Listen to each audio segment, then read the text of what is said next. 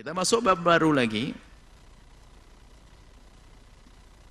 Babu tahrimil julusi ala qabrin. Babu tahrimil julusi ala qabrin minal maqabir, teman. Bab ini judulnya Imam Nawawi.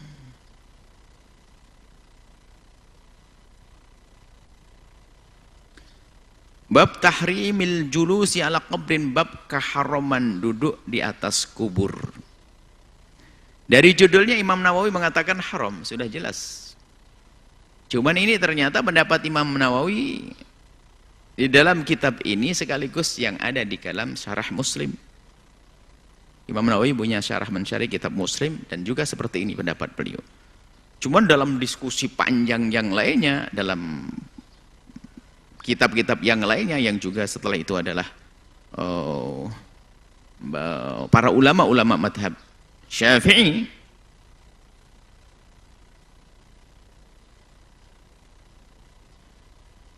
bahkan beliau sendiri dalam kitab Majmu'nya mengatakan jumhur kalau Imam Rafi'i adalah jelas makruh karahatut tanzih.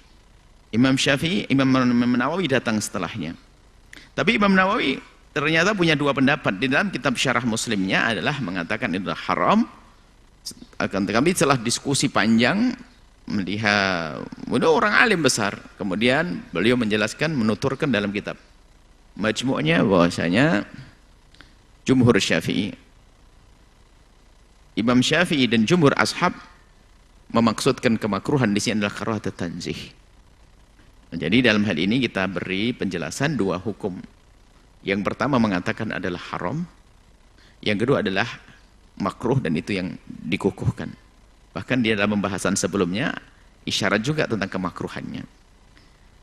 Nah, duduk di atas kubur, hadisnya adalah Nabi Hurairah radhiyallahu ta'ala anhu qala Rasulullah sallallahu alaihi wasallam li ayajlisa ahadukum ala jamratin. Seandainya suruh duduk seseorang di atas bara,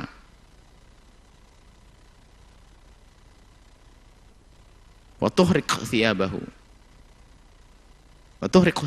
kemudian sampai apinya itu membakar perut bajunya, wa takhlusu ilal jildi, sampai tembus ke kulitnya, khairun lahu, maka lebih bagus baginya min ayyajlisa ala qabrin, daripada duduk di atas kubur. Rawahu Muslim, hadis riwayat Muslim.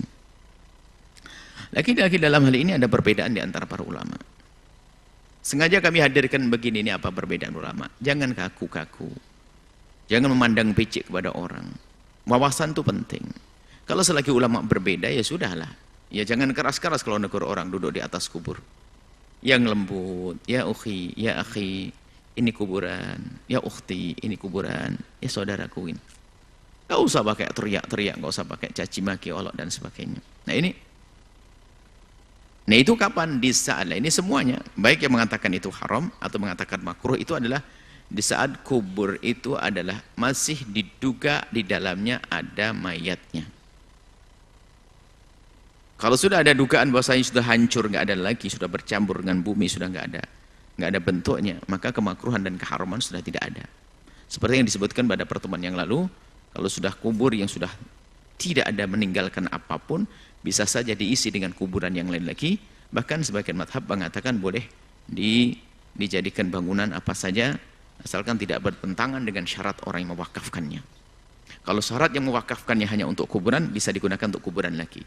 Tapi kalau syaratnya adalah bebas, maka boleh dijadikan bangunan di atasnya. Nah, seperti itu. Ini masalah yang sudah kita bahas pada pertemuan yang lalu. Di sini dikhususkan tentang duduk di atas kubur. Duduk di atas kubur, maka ini hukumnya adalah makruh menurut jumhur, kebanyakan dalam madhab kita yang dikukuhkan. Kemudian sebagian termasuk disebutkan di sini oleh Imam Nawawi dalam judulnya adalah tahrim. Makanya memang kalau kita baca bukunya Imam Nawawi hanya diisi aja langsung babu tahrimi, langsung hukum haram. Ternyata di situ ada diskusi. Dalam pembahasan kitab lain Imam Nawawi membuat diskusi yang kesimpulannya adalah Imam Syafi'i sendiri dan ashab, jumhurul ashab Syafi'i adalah murid-murid Syafi'i, pengikut-pengikut Syafi'i yang mengabadikan ilmu Imam Syafi'i mengatakan bahasanya itu makruh karahatut tanzih. Baik, selesai. Ini adalah masalah duduk. Dan juga duduk sama dengan masalah nginjak. Sudah disebutkan juga pada pertemuan yang lalu, kalau nginjak kubur hukumnya makruh. Dalam syarah Muslim mengatakan haram, sama hukum. Yang lain dikatakan makruh. Kecuali kemarin disebutkan apa? Dalam keadaan kita itu nggak bisa menghindari daripada menginjak kubur karena kita menjalankan misalnya fardu kifayah. Kubur terlalu rapat, padat. Sehingga di saat kita ingin mengkubur mayat yang baru, maka mau tidak mau kita harus menginjak bagian kubur orang yang masih orang lama. Maka nggak makruh lagi seperti itu. Karena kita punya hajat. Karena nggak mungkin digali kecuali kita harus menginjak kubur orang yang lama. Baik, ini adalah masalah apa? Masalah duduk di atas kubur. Kemudian juga berdiri menginjak kubur. Ada nanti hadis selanjutnya kalau tidak salah ada hubungannya dengan itu juga. Ya, kita lanjutkan saja.